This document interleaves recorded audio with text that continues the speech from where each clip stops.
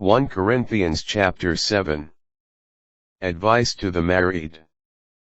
Now in regard to the matters about which you wrote, it is a good thing for a man not to touch a woman. But because of cases of immorality, every man should have his own wife, and every woman her own husband. The husband should fulfill his duty toward his wife, and likewise the wife toward her husband. A wife does not have authority over her own body, but rather her husband. And similarly a husband does not have authority over his own body, but rather his wife. Do not deprive each other, except perhaps by mutual consent for a time, to be free for prayer. But then return to one another, so that Satan may not tempt you through your lack of self-control. This I say by way of concession, however, not as a command. Indeed, I wish everyone to be as I am. But each has a particular gift from God, one of one kind and one of another. Now to the unmarried and to widows, I say, it is a good thing for them to remain as they are, as I do. But if they cannot exercise self-control, they should marry. For it is better to marry than to be on fire. To the married, however, I give this instruction, not I, but the Lord. A wife should not separate from her husband. And if she does separate, she must either remain single, or become reconciled to her husband. And a husband should not divorce his wife. To the rest I say, not the Lord. If any brother has a wife who is an unbeliever, and she is willing to go on living with him, he should not divorce her. And if any woman has a husband who is an unbeliever, and he is willing to go on living with her, she should not divorce her husband. For the unbelieving husband is made holy through his wife, and the unbelieving wife is made holy through the brother. Otherwise your children would be unclean, whereas in fact they are holy. If the unbeliever separates, however, let him separate. The brother or sister is not bound in such cases. God has called you to peace. For how do you know, wife, whether you will save your husband?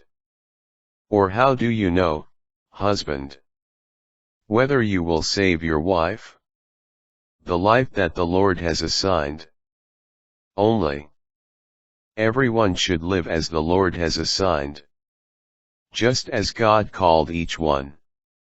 I give this order in all the churches. Was someone called after he had been circumcised?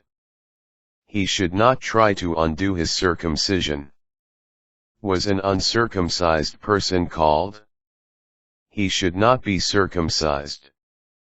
Circumcision means nothing, and uncircumcision means nothing. What matters is keeping God's commandments.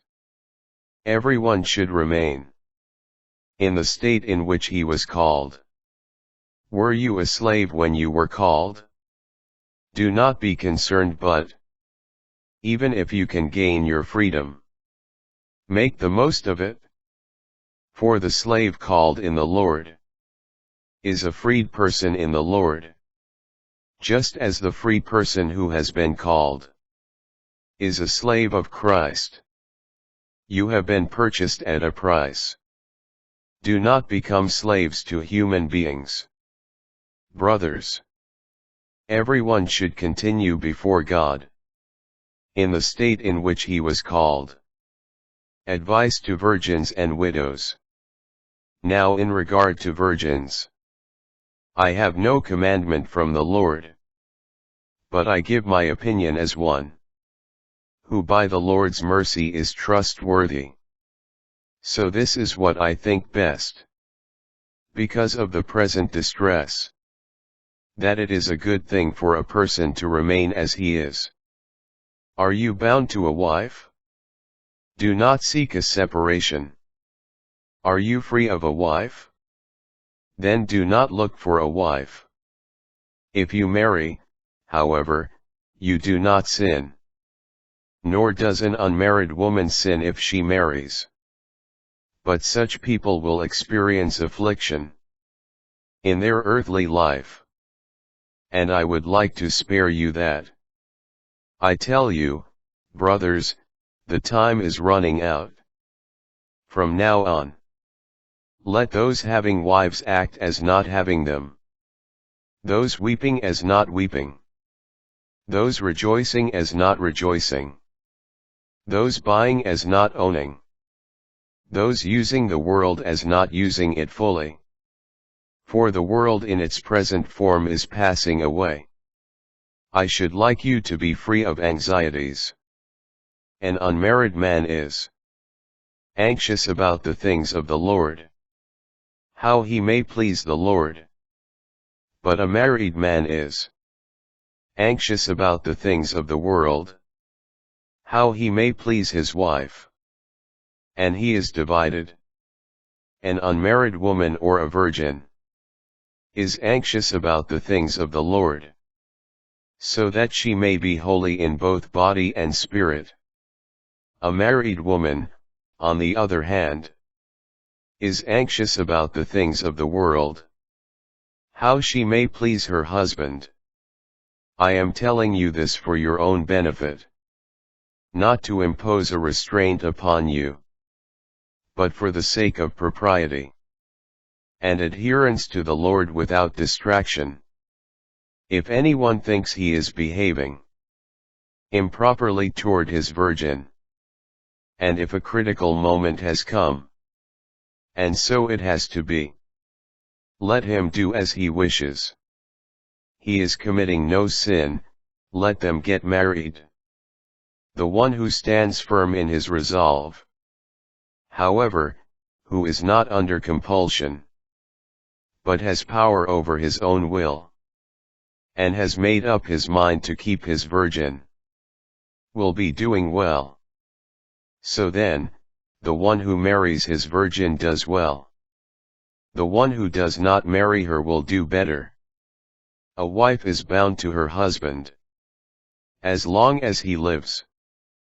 But if her husband dies, she is free to be married to whomever she wishes, provided that it be in the Lord.